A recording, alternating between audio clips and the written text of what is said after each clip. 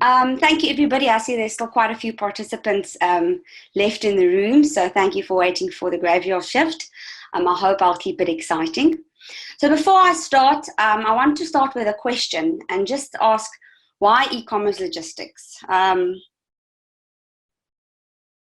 Sorry, just want to... Okay, cool. Why e-commerce logistics? Why did Online X decide to have a whole session just about e-commerce logistics?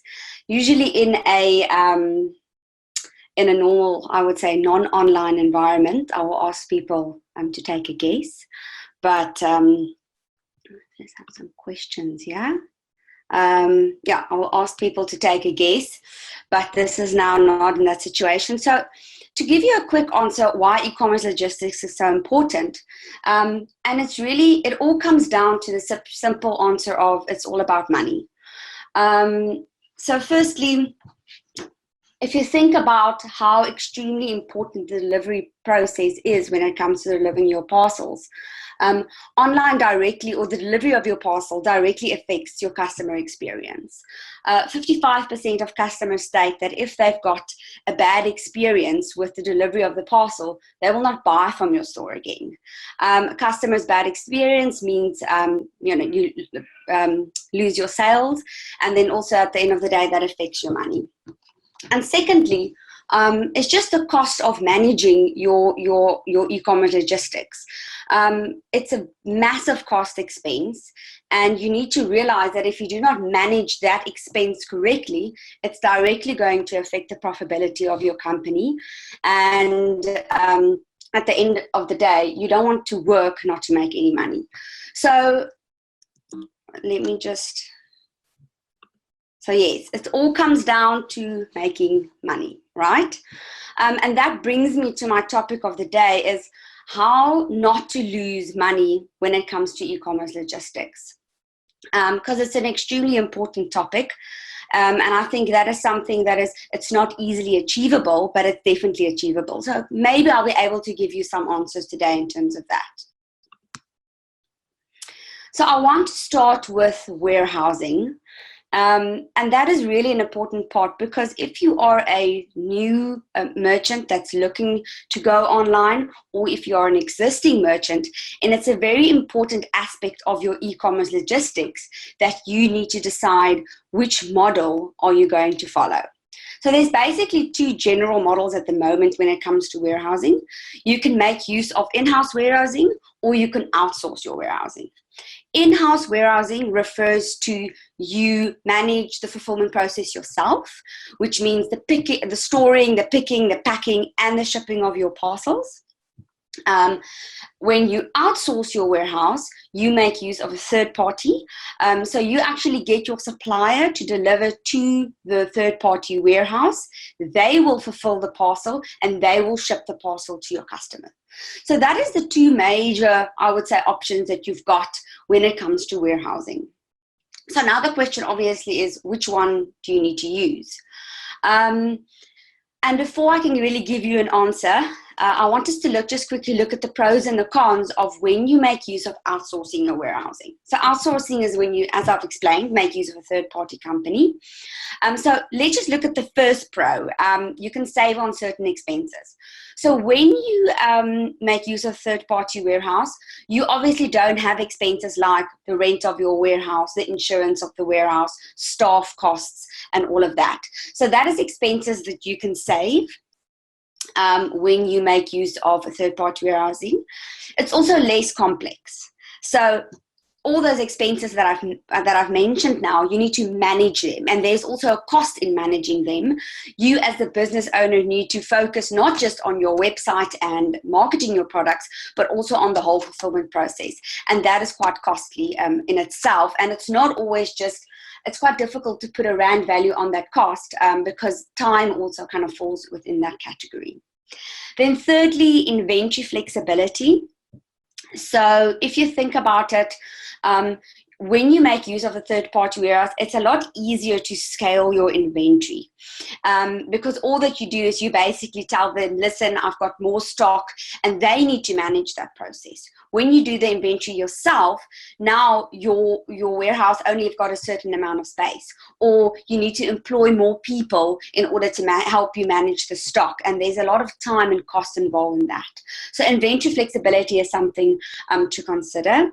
Then lastly, the pro of when you make use of outsourcing your warehousing is the possibility of lower shrinkage. Sadly, we do live in a country with an extremely high theft rate. So I think everybody, and a lot of you that are the participants that's here today, has had that experience. And when it comes to stock, it can disappear. So I think when you make use of a third-party warehouse, it helps a lot because they've got all the security systems in place. They've spent a lot of money in perfecting the process. So I think that is important to consider that. If we look now at the con. So what's negative about when you make use of outsourcing, right? There's not always just the benefits. So the negative thing is that the additional cost when it comes to movement of the parcels. So I can't speak on behalf of all 30-party warehouses, but I can tell you that there is usually how their cost models work is that they charge you for the movement through the warehouse, the picking, the packing, putting on the label and all of that. So there's definitely a cost involved when it comes to moving that product through the warehouse. I'll touch a little bit about that again. Then secondly, customization is less flexible. When you do the inventory or the warehousing yourself, you can quite easily, run a special or add something on Valentine's Day, add something, a little card, handwritten card in there. So you can customize it a lot more. Yes, you can do that when you outsource it, but there's a lot of more planning involved, where I think with in-house, you can do more spontaneous things. Thirdly, customer collections. So we do live in a country where a lot of people still want to come and collect the parcel rather than you delivering it. And with third-party warehousing, that's not always possible. And you also lose that interaction with your client and having that direct interaction between your client and the brand. So that's something that you might also lose.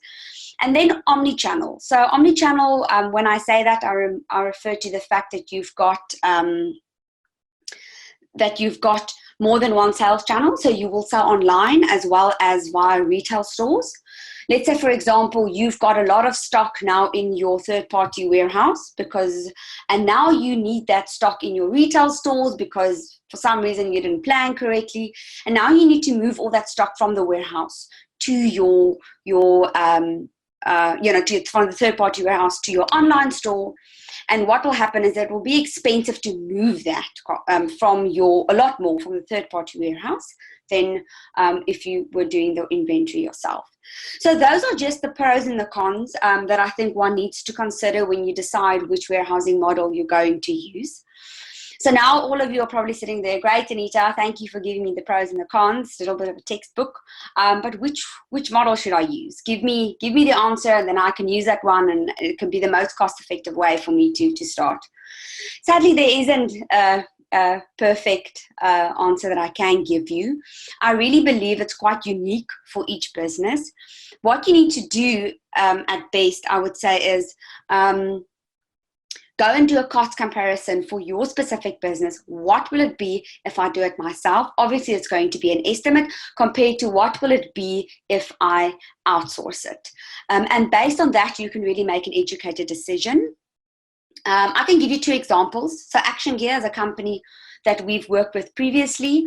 They started doing the warehousing themselves, and they came to a certain point in the company where they said, okay, let's look at outsourcing it. They did the cost analysis, and they found for them, the cost was actually very much the same. The only cost that really stood out as a difference was the cost of complexity.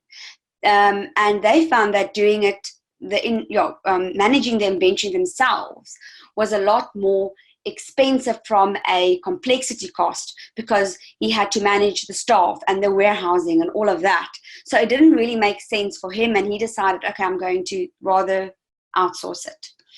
Then we've got another company called Snatcher who did the same analysis. They were also started doing the warehousing themselves.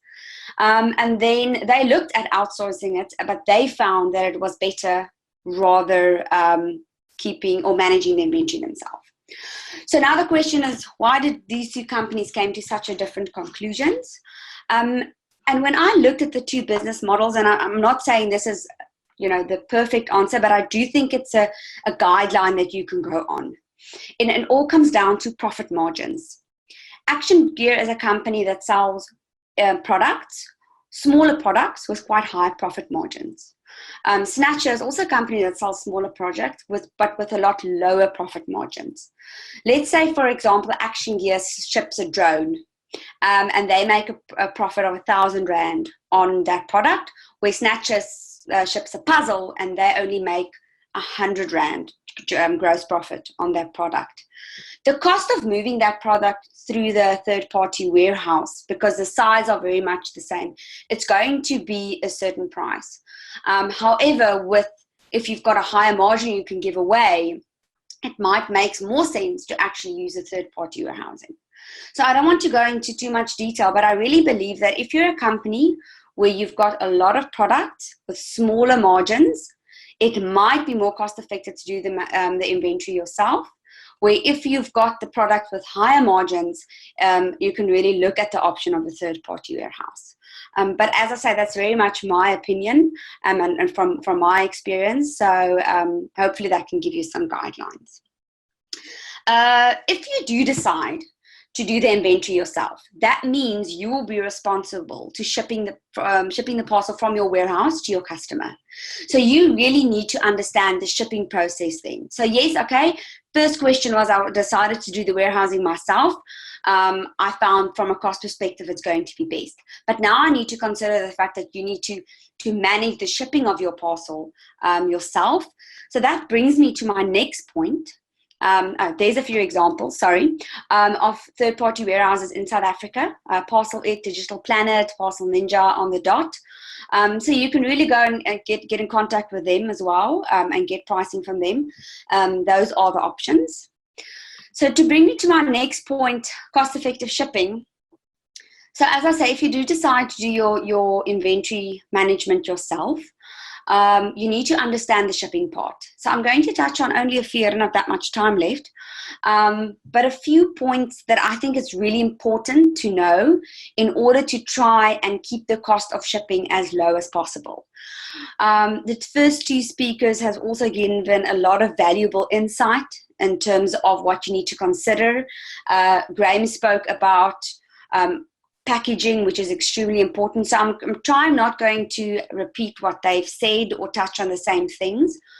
But first of all, what I would suggest is make use of multiple courier companies. Various courier companies make use of different, or they specialize in different service levels, and they specialize in different areas. So if you can make use of not just one courier company, but more than one, you can benefit from the fact that you can save on certain shipments, selecting the cheapest shipment that courier company can offer compared to another courier company. That is what the uAfrica platform does really well, is we've been able to give merchants the options between 3 courier companies. But obviously it's not just our platform necessarily, but being able to select which courier you want to use for a shipment, you can get it at the most cost-effective pricing. So that's something that I would really advise.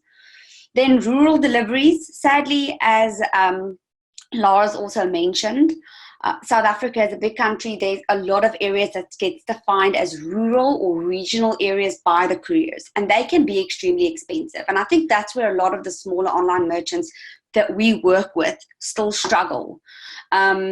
So what can you do? What can you do to prevent paying that excessive surcharge for regional areas?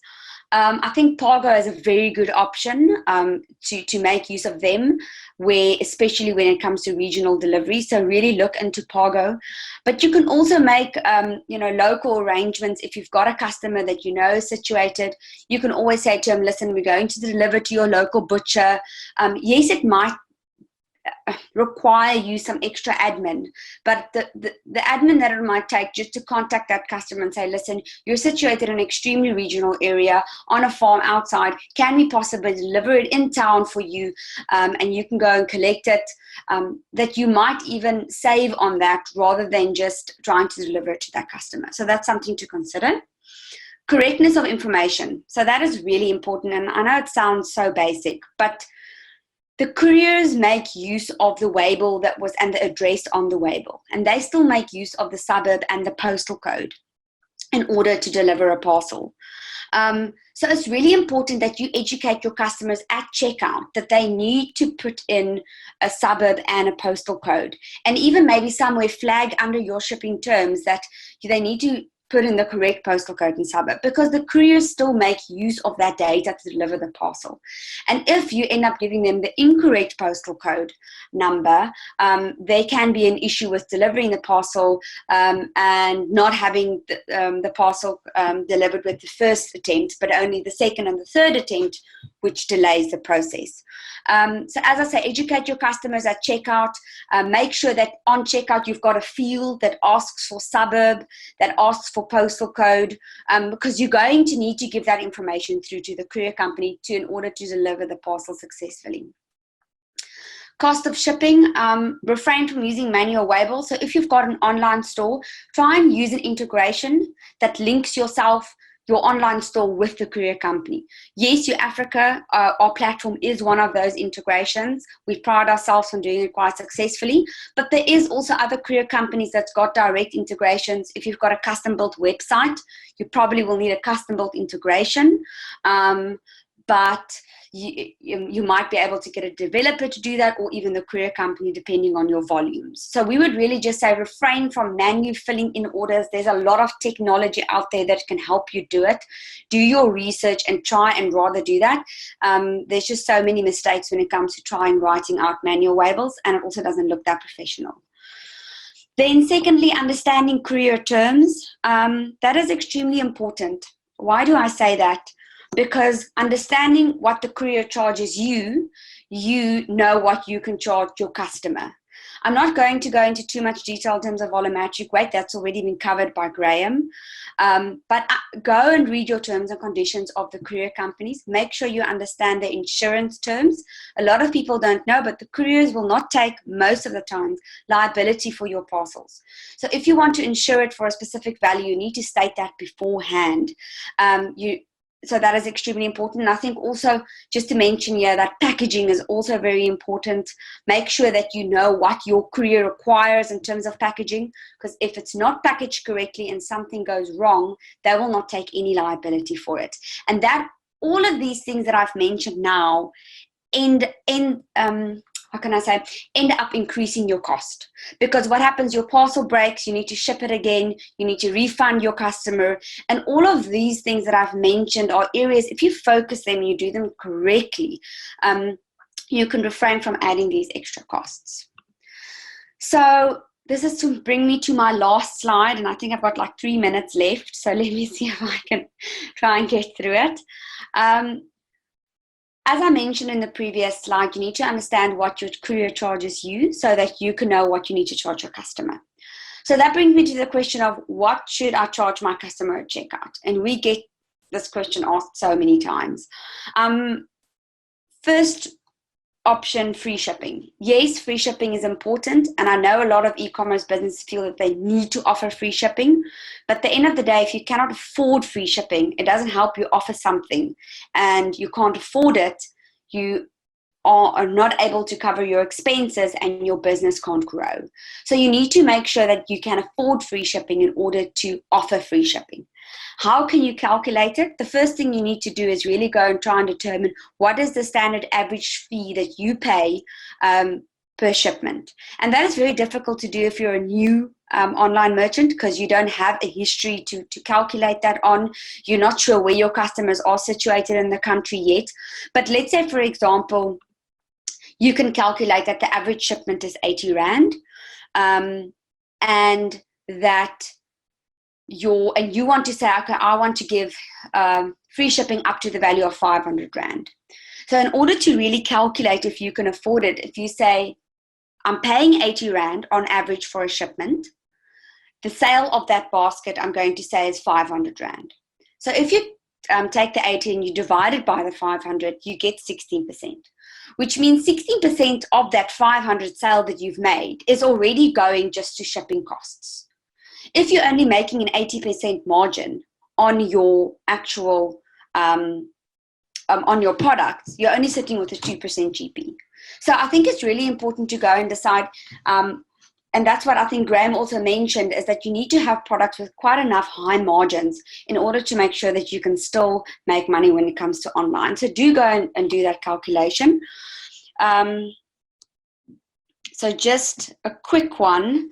I already got some questions here, but charge shipping. So when it comes to charge shipping, what you can do is when you charge your customer at checkout, try and do that based on where they're situated. If they're situated locally from you, you can give them to a better rate. If they're situated in a main center or regional, so try to charge them based on their areas. Thirdly, quickly, returns and replacements. You need to consider that. If you've got a clothing company, you will have a lot of returns. You need to try and add that cost and also accommodate for that shipping cost.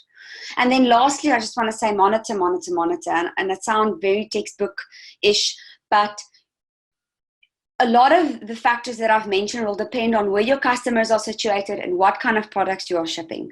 And you need to go and monitor, go and pull reports, see that, and analyze your shipping and calculate it on the month-to-month basis to make sure that what you are charging your customers are in line with what you're paying the couriers, just to make sure that at the end of the day, you're not losing money when it comes to shipping.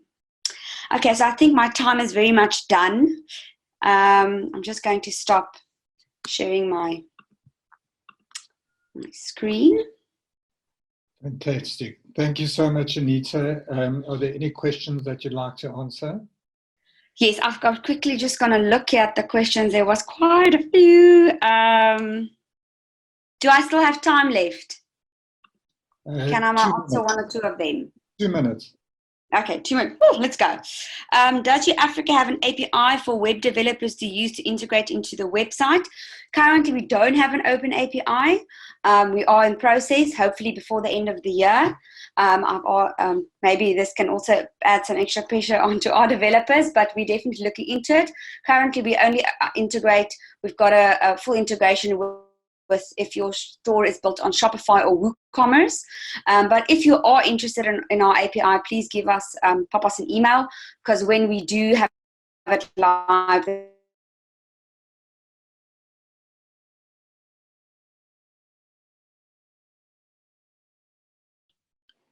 looks like we've lost Anita's connection.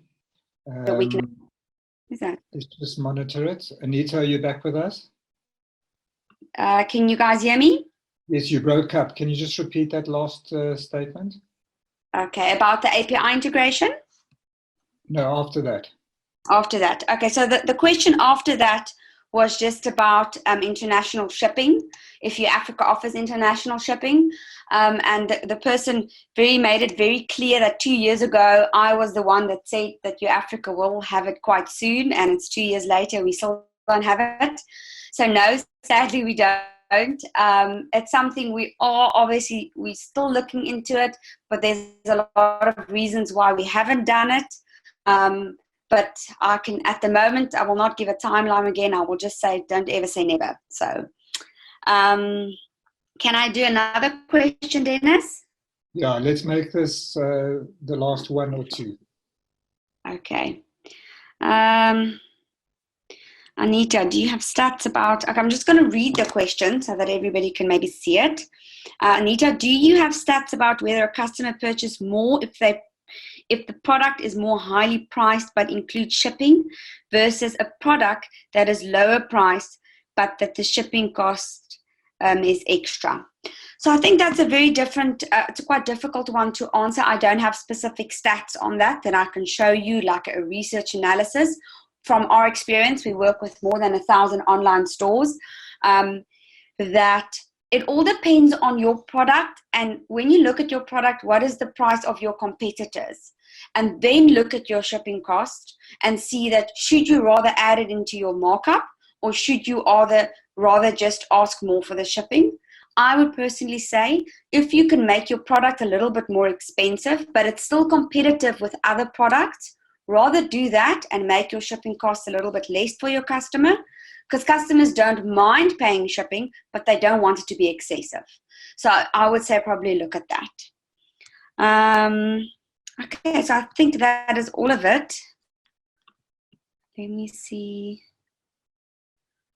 Yeah, Dennis, I think I've answered most of the questions. Is there Great. anything else you think that I No, should answer? I think that's great. Thank you so much, Anita,